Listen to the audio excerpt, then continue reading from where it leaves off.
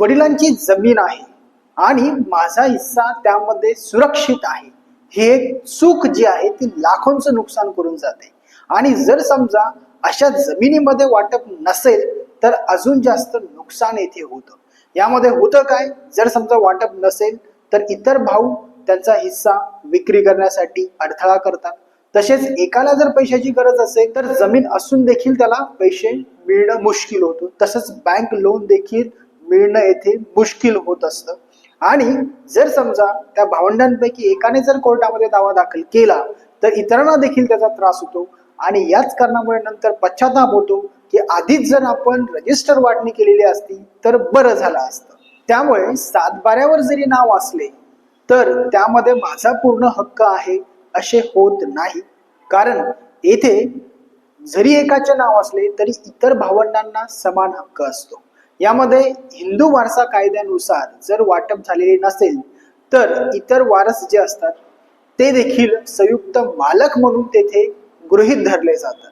याचे उदाहरण तुम्हाला देतो। माझ्याकडे एक प्रकरण आलं होतं, त्यामध्ये 3 भावंडांना समान हिस्सा मिळणार होता, परंतु एकानेच संपूर्ण जमीन ही विक्री केली। आता येथे वाटप झालेलं नव्हतं, तर अशा वेळी काय, तर दुसऱ्या भावंडांनी तशी केस कोर्टामध्ये दाखल केली आणि कोर्टाचा निर्णय आलेला आहे की वडिलोपार्जित जमीन आहे, सर्वांना समान हक्क येथे मिळतो। जे काही खरेदी खत झालेले आहे ते रद्द हे कोर्टाने ठरवले, परंतु येथे झालं काय, ज्याने खरेदी घेतली होती त्याचं खूप मोठं नुकसान झालं। त्यामुळे ही बाब लक्षात घ्या, जर वडिलोपार्जित जमीन असेल आणि तिची जर वाटणी झालेली नसेल तर अशा वेळी जर वारस दावा करत असेल तर कोर्टामध्ये अनेक वर्षे केस ही चालू शकते। तसेच त्या प्रॉपर्टीवर कर्ज प्रकरण देखील होणं मुश्किल असतं। तसेच ती प्रॉपर्टी लिटिगेशन म्हणून ओळखली जाते आणि जर समजा त्या प्रॉपर्टीला विकायचं असेल त्या परिस्थितीमध्ये तर तिची किंमत खूप कमी करून मागितली जाते।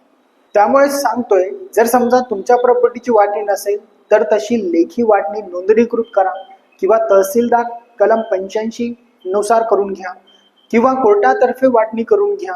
आणि ह्या भ्रमात राहू नका की लेखी वाटणी आपण करणार नाही, तोंडी हिस्से पडलेले आहेत। आणि सर्वात महत्त्वाचं म्हणजे जमिनीची वाटणी केली नसेल आणि ती जमीन विक्री केली असेल किंवा त्या जमिनीवर बांधकाम केलेले असेल तर कोर्टामधनं त्याचा स्टे हा मिळवता येतो, त्याचा त्रास सर्वांना होतो। त्यामुळेच मित्रांनो, हा व्हिडिओ जितक्या ग्रुप्समध्ये पाठवता येईल सर्वांना पाठवा, तुमच्या जवळच्या मित्रांना पाठवा आणि अशाच कायदेशीर नवनवीन टिप्ससाठी चॅनलला फॉलो नक्की करा।